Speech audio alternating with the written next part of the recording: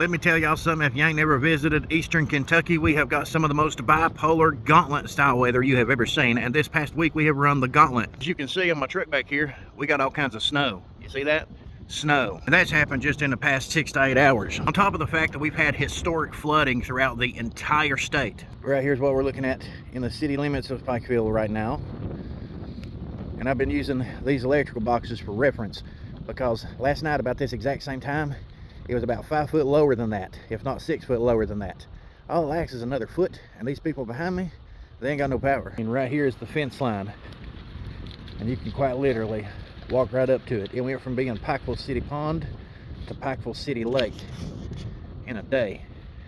As far as me and my family, we're all safe, and the people that we know, some of them have lost their homes.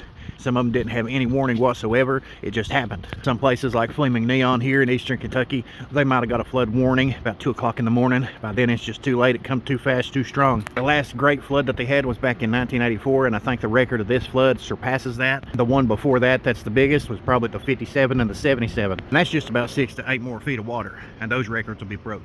Now here in the city, they can't do nothing about it until the main river starts to go down. When it goes down, they can open up the floodgates, let the city pond out, then they can open up some of the water at Fish Trap Lake, and it'll all kind of balance out. But until the Leviathan Fork River runs down, there ain't nothing they can do, and all this runoff from the mountains, from the snow melt, everything that's coming now, is going to be in this pond tomorrow. So let's hope that this crazy weather stops, because you know all this snow and everything else is going to be piled on top of it. People's going to have no power, no heat, no food, and no way to get in and out of locations that they're at. We got a curfew out now for the entire area. 10 o'clock tonight, nobody is to be on the roads except for emergency personnel only, because they don't want people driving into water that they didn't see around a curve. Some of the roads are being washed out, all that stuff. So anybody away from here, just keep your thoughts and prayers in hand for Eastern Kentucky and other areas who have been hit by this flood. All I can say is thank God we have a president who has got FEMA on their way here now instead of a few weeks from now. I'll keep y'all posted best I can. Until then, I'll see y'all next time.